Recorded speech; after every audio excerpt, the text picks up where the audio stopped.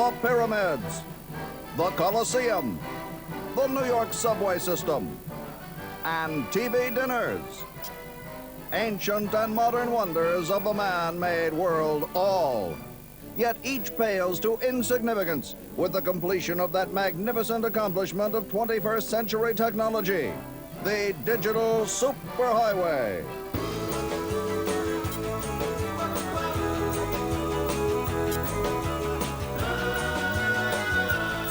If you think in terms of communication highways, then digital television paves that highway.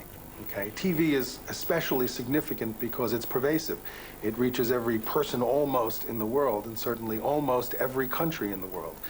There was a book published recently of photographs of in 30 countries of the median income family in each one of those 30 countries, along with all of their belongings. And stage center in 29 of those photographs was a television set. The second most common item in those photographs was a religious artifact. Computers, once the unwieldy tools of accountants and other geeks, escaped the back rooms. In the last quarter of 1994, more than 50% of the personal computers sold were indeed sold to homes. So the computer has broken the surface as a consumer item. So that's certainly the second leg of whatever digital revolution we're at the threshold of. The third is the network, because without the network, what you have is a gaggle of separate gizmos, all strung together with some impossible mechanism for them to communicate. But what the network itself does is it applies the systematic overview that ties all of these things together into a transportation system for information. And the network itself has broken the surface. The World Wide Web in January of 1995 was doubling in its use every 43 days. Okay, so not only does the network exist to systematize things, but it is becoming the force that thrusts computers and digital television into people's homes. So there is an information highway, it is being built, and it's revolutionary. We're moving into a new world, with 500 channels coming down the line. Interactivity, multimedia. Soon we will all be cruising down information highways. The phone companies are there now, and they can network you. Here we have a telephone cable capable of transporting 1,000 simultaneous phone calls. This is essentially 1930s technology, individual pairs for individual phone calls. A little later came this coaxial cable, and here you can see tubes pretty much the same as the cable that goes into the back of your TV set. The difference is 10 of these will fit into one of these tubes, and there are 180 times the capacity telephone calls, 180,000 telephone calls inside this cable. But what is really quite remarkable is this optical fiber, which you may have difficulty actually seeing. But literally thousands of these can fit into one of these fibers. In fact, right now, we can transport hundreds of thousands of telephone calls, very shortly millions, and every year we double the amount of information we can transport on this fiber. Another innovation is the change to digital processing, with major advantages over the old analog system. I think there are a number of advantages to digital technology. First of all, once you have a piece of content or an asset in digital form, you can reproduce it any number of times without any loss of quality whatsoever. Secondly, once you have digital content, you can manipulate it in ways such as you can compress it, you can squeeze it into a communication channel. You can get very significant economies from doing that. And third, once you have digital communications channels, you can pass through the same channels, the same network or the same broadcast channel, different kinds of content such as moving pictures, audio, still images, text and so on. One disadvantage though of digital technology is that just because you have something in digital form doesn't mean that every single person can use it in the same way. And there are different file formats, different standards, different proprietary technologies, so that there's still quite a lot of effort needed to move around digital content. The information superhighway. People know it's coming, Indeed, sections are already in use and more is under construction. The question is, where will it take us? And how do we manage it?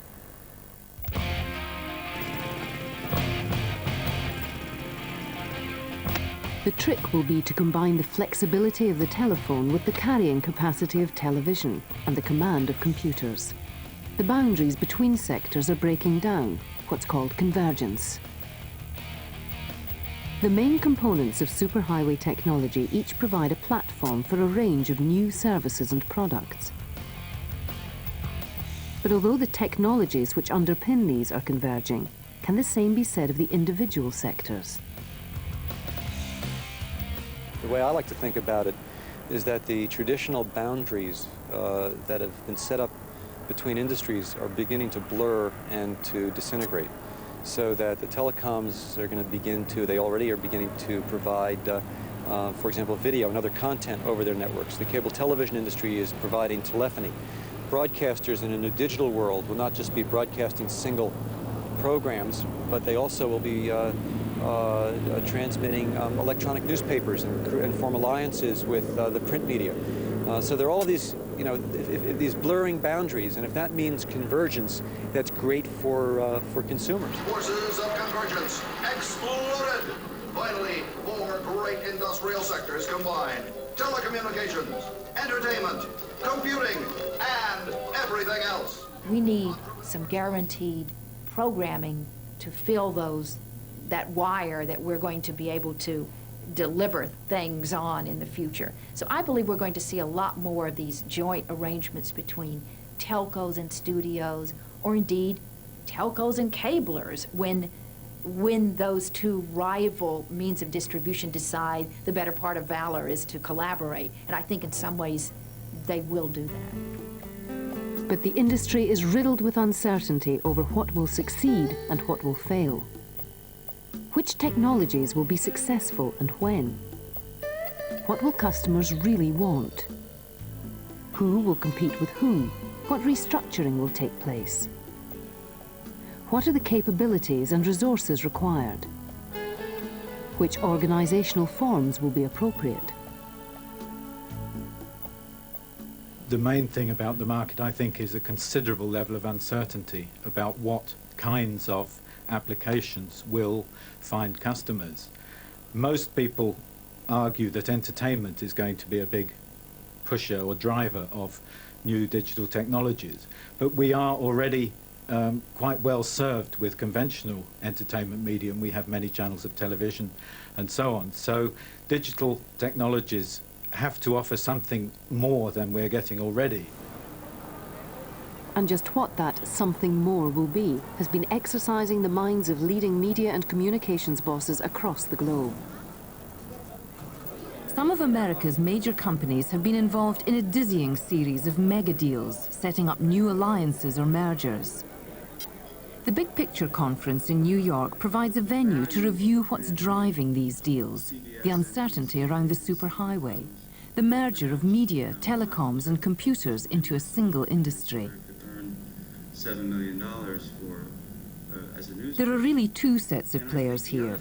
The companies who own the content, such as films or TV programs, and the companies whose technology or transmission allows people to access that content in an interactive way. The issues were clearly laid out by the chief executive of Time Warner, Jerry Levine. More specifically, over whether digital interactivity is the fool's gold of the 1990s, glittering, attention-grabbing prospect that will turn out to be of little lasting value or significance, or whether in fact it's the real thing, a transforming technology that is not only practical, but more importantly, that there is a demand for it. The question is, will consumers want it? Will they use it? And then the questions just keep rolling on. Because if digital interactivity is real, who's best positioned to reap the rewards that will fall to the winners? The cable companies, the telephone companies, or the content companies? And then what, if any, is the advantage for an entertainment company to involve itself in the design and deployment of digital interactive networks? Why not just sit back and wait and see what develops?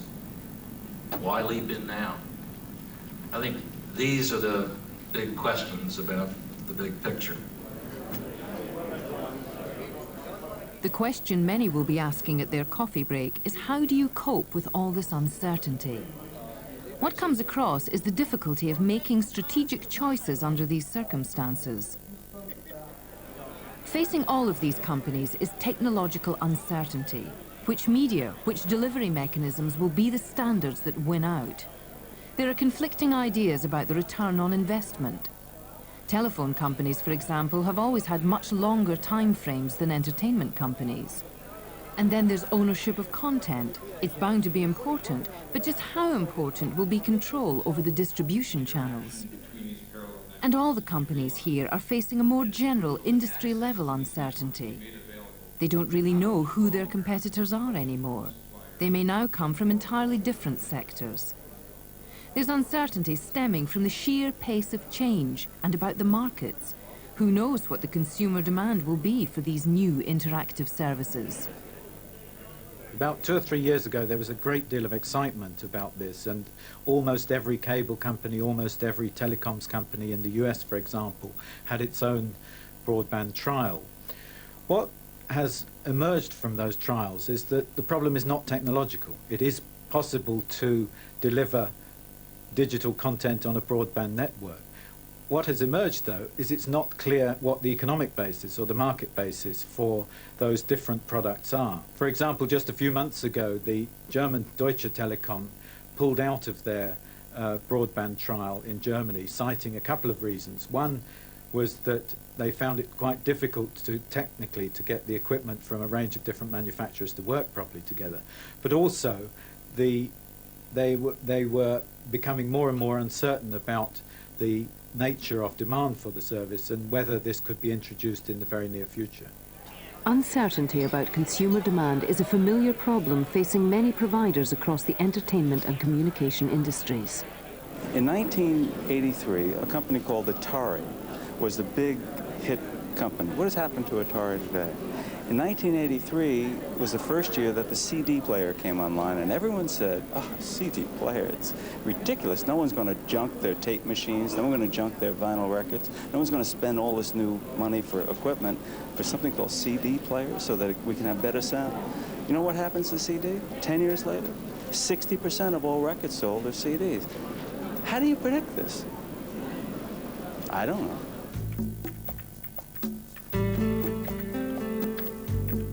So who holds the key? Will it be the distribution companies? Or is it more likely to be the traditional content companies, the media companies?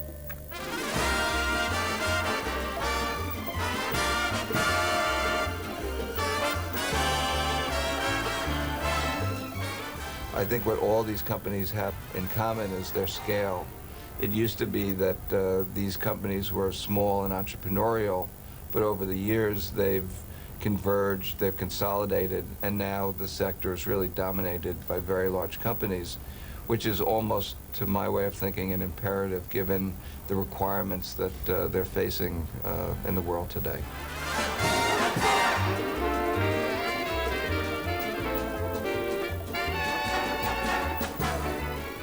What it militates toward is owning the means of distribution.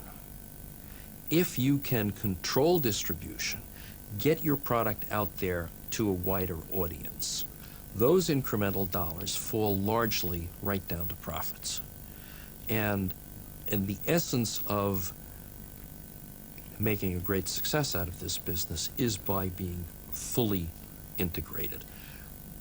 Produce the product, market it, get down there as close to the consumer who's paying for it or to the advertiser who's paying for it as possible.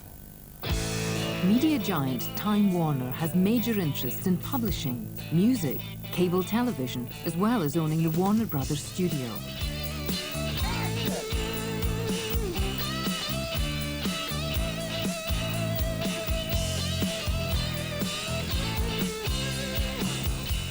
And there's Rupert Murdoch's News Corp, owning 20th Century Fox, the Fox network in the United States and its stations, Star Television in Asia, international companies in publishing and print, including the Times in the UK, and a major interest in the satellite channels of B-Sky B.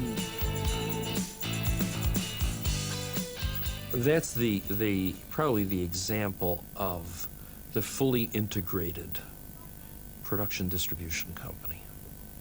And it works. So, will competitive success on the superhighway depend upon integration? One vertically integrated corporation owning both content and distribution channels.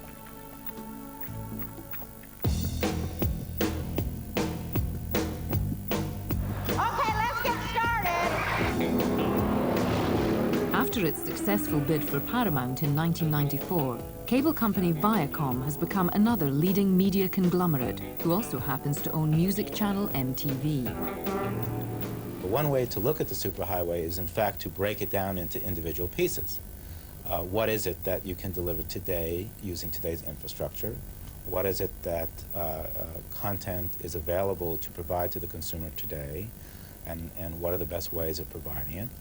And then projecting off of where you learn what the consumer enjoys doing today or seeks for information, how do you successfully deliver it to the home, is there a business that comes out of that? In other words, can you generate revenue? Then you can start projecting as to what new services might be going forward into the years to come. But Viacom sees itself as a content company, not a technology company. It will rely on companies whose expertise is technology to deliver the content to the consumer. Viacom's strategy is to take existing well-known brands such as MTV and popular TV shows as core products and reformat them to take advantage of different distribution media, whether that's tape, CD, or superhighway network.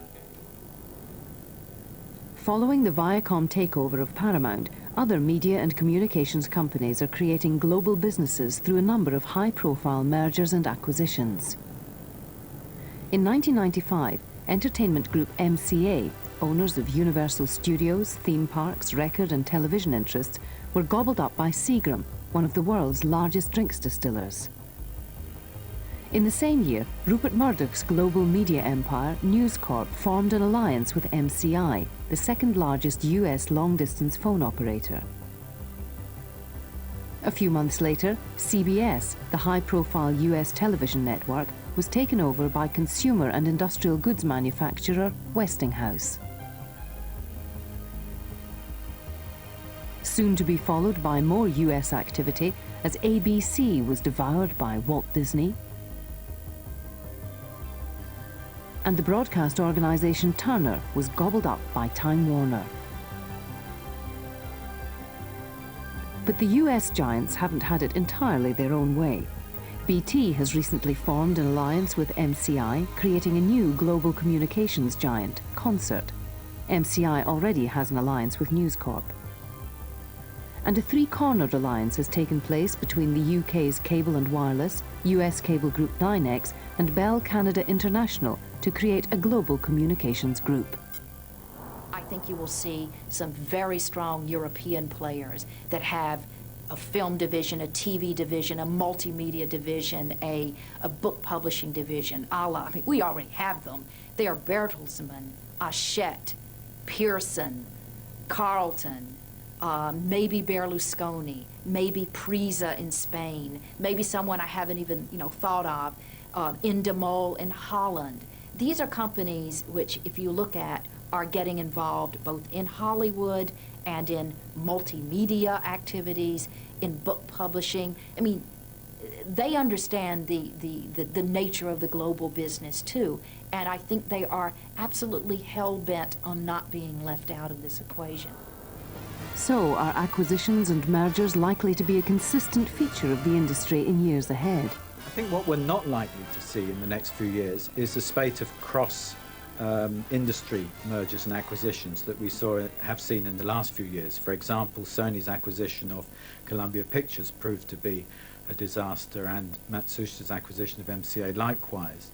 And I think that goes to show that whereas The underlying technology across these communications industries might be the same, but the ways of working, the structures, the cultures, the operations are very different.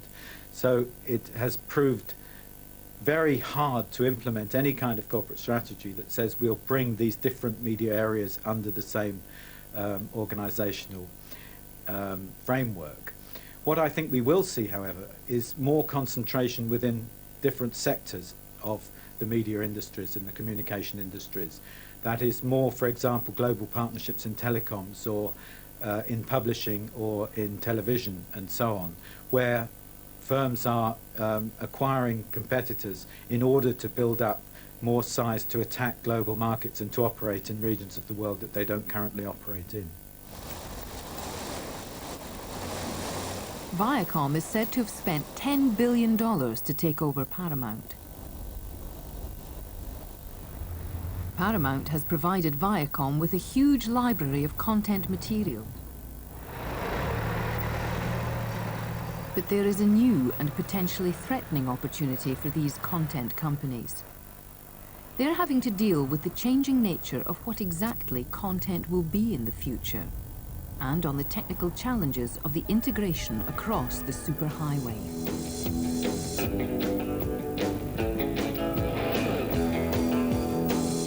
Even if they own the original content, they may find themselves having to create that same piece of content over and over again to fit the new media. When we create a game, we have to create it once for a Sega platform, once again, almost from start, for Nintendo, start all over again to a CD-ROM, and then if we want to put it over a superhighway network environment, we have first to have the environment built, which it's not, and second, we have to conform this content or programming so that it does play over the network. And then the network itself is not a very simple enterprise to build. People say, well, we'll just run a piece of fiber optics to your house, and we'll run the other piece of fiber optics to us at the telephone company central office, and boom, we're in the interactive business. Okay? What they underestimate is that you actually need 5 different computer operating systems, those are language systems, to work with one another. This is gonna be cool.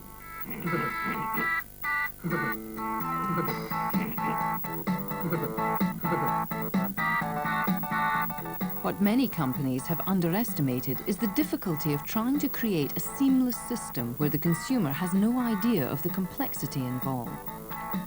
So, is the key to competitive success on the superhighway really owning the content? I think content remains king.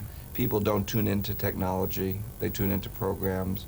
People don't access information because it is technologically available. They tune in, they access the information because it's important and it's something that they're worth paying for with their time or their money. So I think, first of all, the content companies will prosper as a result of their ability to provide access to their current inventory in new ways. For the transmission companies, it's a real dilemma because they can't just provide access without sharing some way in the value that they're creating on the content side. And so, in addition to all the technology issues and the cost of the investment, there's still major negotiations that need to be sorted out as to how the revenues will be shared between the enabling companies and the content companies. And those negotiations haven't really even begun. Convergence means that media and telecommunication companies are jostling for a slice of the action along with computer giants like Microsoft. From its base in Redmond outside Seattle, Microsoft dominates the software business. What's its recipe for success on the superhighway? When you look across content and communications and technology, almost all companies agree what's at the center, themselves. They all have the same answer. Now, of course, they're not agreeing really because the technology people think it's technology and the content people think it's content. Our view is that there is a set of problems that go across various things, whether it's a communication system or it's entertainment content like I Love Lucy, or it's educational content of some sort. Now, each of these individual groups could say, well, gee, in order to make my entertainment stuff, I'll hire programmers and I'll get into the software business to supply what I need.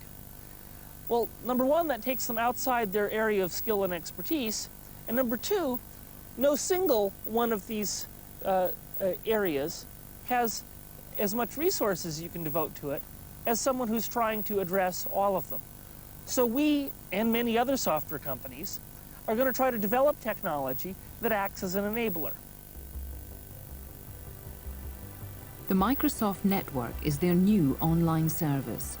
You can interact with jazz fans, share sports information, buy concert tickets, or subscribe to an electronic magazine. And there's educational services too, like this atlas. Microsoft's strategy is to provide enabling technology, software tools, so that network users can create new interactive products and services to build new markets on the net. Nobody can predict what new products and services will emerge. Although what's on the network will not be produced by Microsoft, it is tied to their new operating system, Windows 95. Consumers will have choice in being able to check out a holiday and decide which hotel to stay in. But Microsoft's competitors fear that this network will lead to Microsoft's future market dominance in online services. But its preeminent position in the software market has not enabled Microsoft to create a monopoly in other areas, as its experience with the internet has demonstrated. What Microsoft did was to assume that they could easily transfer their dominance of the operating systems of personal computers into the internet market. And they also thought that they could offer a proprietary interface and a proprietary service, just as CompuServe had done before and America Online had done before.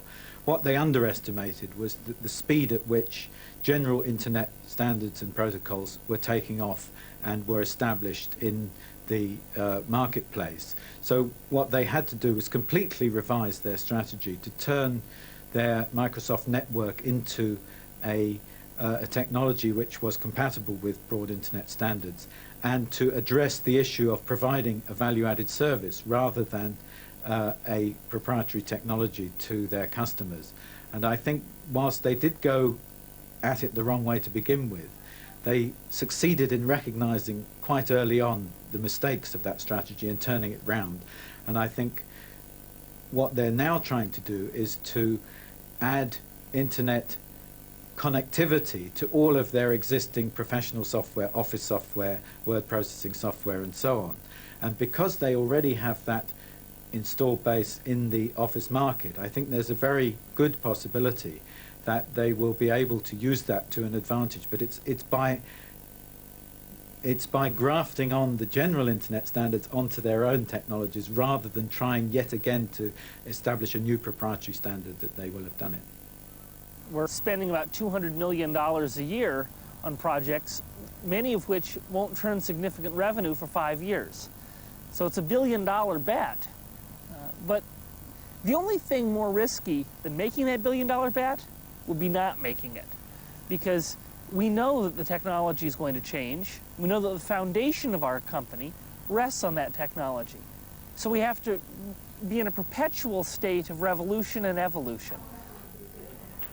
Microsoft's strategy takes a long-term view. One area they have started to research is how people themselves will interact with all these new interactive technologies. They've gathered together individuals with a wide range of skills to carry out a series of trials.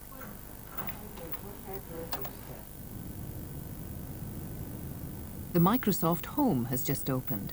It's one view of how we might all be living in the future, and was designed by someone typical of the mix of experience being brought together: quantum physicist, management consultant, and fine artist, Pierre de Vries. Well, welcome to the Microsoft Home. This is a real-life usability lab that we've built here on campus in Redmond.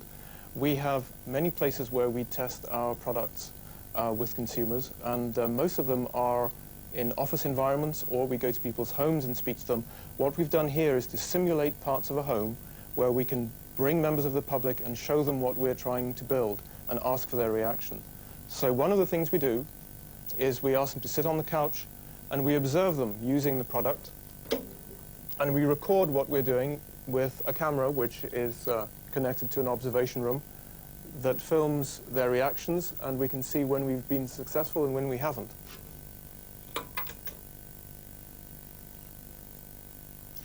Here we have one of the PCs we've set up in the home to explore how people might use this technology in their daily life. It's also an area where we test way things might develop in the future. For example, we have video teleconferencing set up that we're testing to get some sort of sense of how we might integrate that into people's lives.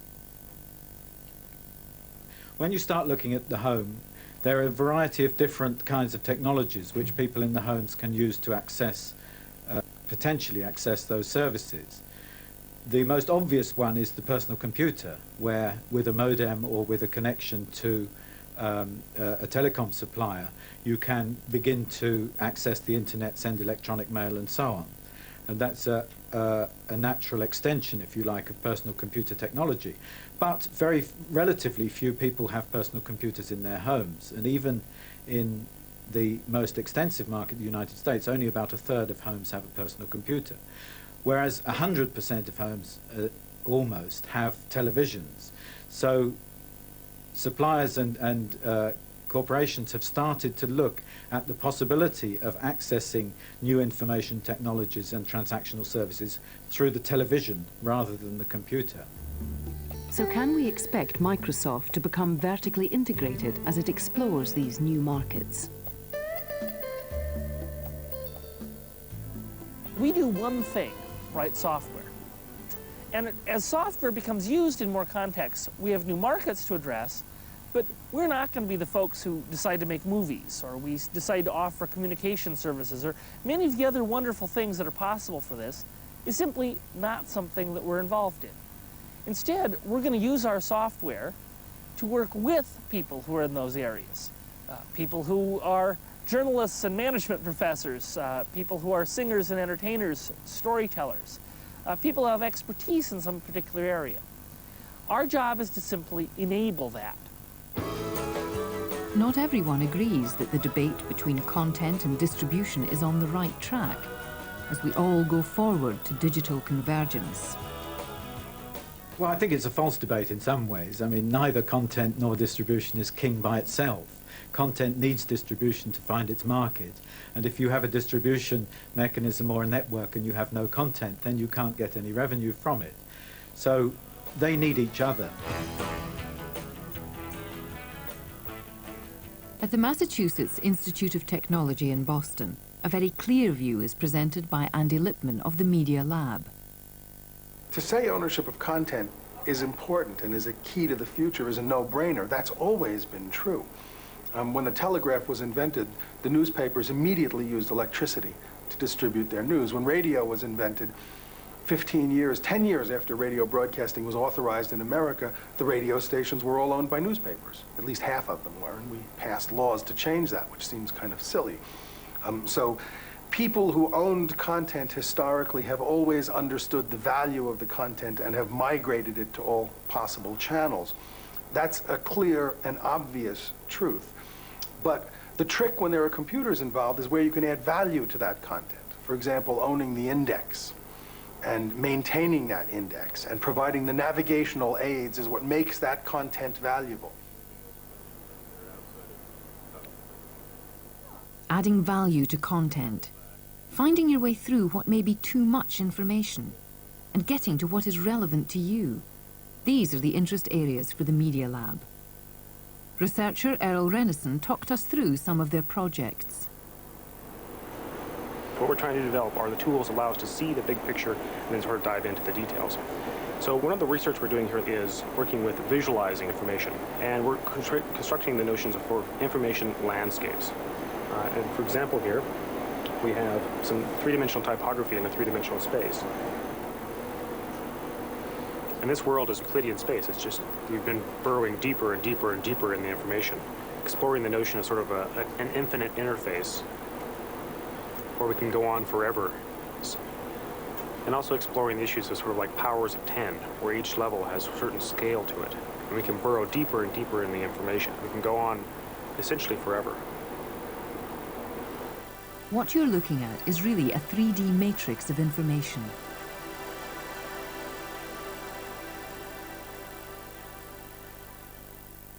Let's see how this system works. If we move from the generalized topics to this area called media, for example, as we move within media, it pulls up the headlines. And as we continue moving in, we get more detail. In drops the body of the text, and in some cases there will be images too. If we move back, we get more abstraction, more generalization. If we dive in and decide to change topics, it will reorganize the space. If we move in again, this time to explore television, we can see a relationship between television and computers, illustrated by this article on the NBC network forming an alliance with online service Prodigy. An issue that has come out of their work already is the ability to customize this information space, to tailor it towards a particular person's interests. One thing this project would like to be able to do is automatically to learn what the user's interests are, and then to restructure the space, pulling information that might be of interest or value to the user into the center of the space. So if we pull up information that relates to items on music, we can essentially teach the system. It can either learn passively or it can learn actively. For example, if we can provide some input to the computer and say that, yes, we like these particular articles, what the computer then learns is not just the topics that the individual is interested in, but the structure of the information. It learns how the information relates to each other. And this knowledge can be used essentially to bias the information space, so that it's organized or customized to a particular user or their interests. For example, we've just trained it on that topic of music there. And we can sort of stand back and look at this space. We can transform it, try to pull in information of interest to the user into the center of the space. And this allows people to dive in and access information that's more important, relevant to them. One of MIT's research sponsors is BT, supporting new approaches to media products. I think the time is long gone when true vertical integration was possible. We're now in an era where no company, no matter how large, has got all the capability necessary. But here is the great difficulty. You have to form virtual organizations with perhaps 2, 3, 4 or 5 companies on any one single project. So at one part of the marketplace, you're working buddy-buddy, very friendly, very amicably, and trying to win as a team. At another point in the marketplace, you may well be competing. You may well have products that you have developed separately with other companies that compete. So this can pose difficulties for a lot of minds. We do this all the time with a large number of companies. What actually happens is that once an objective has been set, once a team has been formed, it gets very, very difficult to tell who's working for BT and who isn't. In fact, the team becomes like a small, vertically integrated company for a short period, the duration of the project. Even the largest companies cannot cover the waterfront of technologies and expertise necessary to be a major player. How do companies like BT access technology from places like the Media Lab, where they are a sponsor? The thing that we have kind of grown in the last few years, which has worked very well for us, is the idea of a consortium. And a consortium of sponsors are sponsors who all have similar interests, but since we're doing sort of core technology development, they can all share in those developments, and that does not necessarily make them less competitive with each other, because the way in which they employ that technology is really what in the end result, their competitive advantage will be.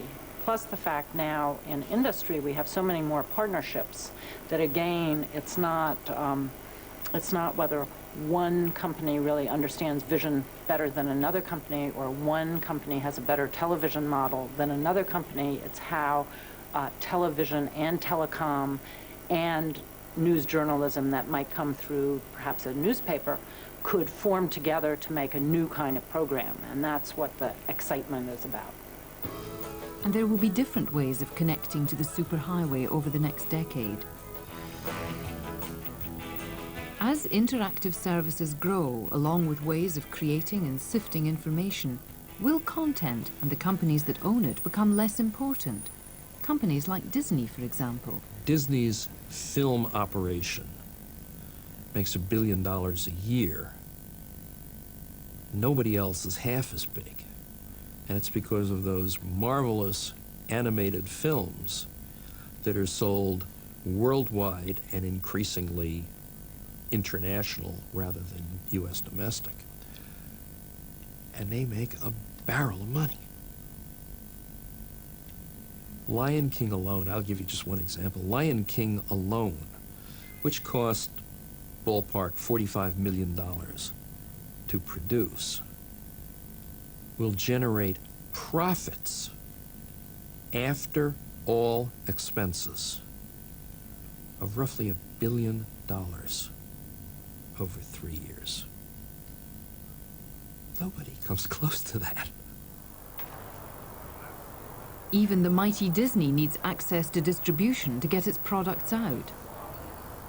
Companies have to decide what they need to grow internally and own as a corporation in terms of technical capability, and what they can afford to buy in or to achieve through joint ventures and strategic alliances.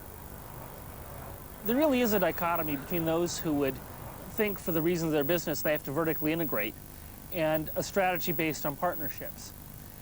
In our business, I don't think it's even close. The old-style computer companies that tried to own everything it was a successful thing in the mainframe era. It's a disastrous thing if you do it today. The good news is you'll own everything. The bad news is the richness and the variety of things you can offer a customer is going to be very small. So our view is you have to work with many companies. And within this picture, what role is there for the smaller niche players? Will they be overshadowed by the industry giants? I think there are some niches, but it's very important here that the issue of standards and where you have a the development of dominant technologies and installed bases of those technologies, then it becomes very difficult for any competitor to break in. And we've seen this with software standards. We've seen this recently with internet standards. We're seeing it with software standards for the next generation of internet technologies and so on. So I think there are important markets in enabling technologies, but equally there are very important advantages for first movers who manage to set the standards for those technologies. What we need to do is ensure that access is open and that no party, no individual player, because of their historic market dominant position, has the ability to thwart competition. So that from a regulatory perspective, it's ensuring access and it's ensuring that the new competitive ventures have opportunities. They're not all going to succeed, but that's okay. Lots of people are trying lots of different things. And what's going to happen is that the demand by the user is going to pull the success. It's not going to be a technology push. It's going to be a demand pull. So, as we set out towards the superhighway, the question now is, how fast is it going to get here?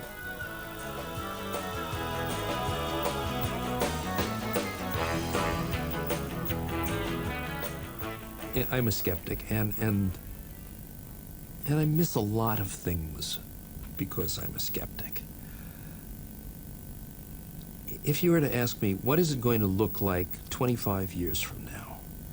I will be happy to tell you that you will have a probably fiber optic wire into your home, which delivers telephone service,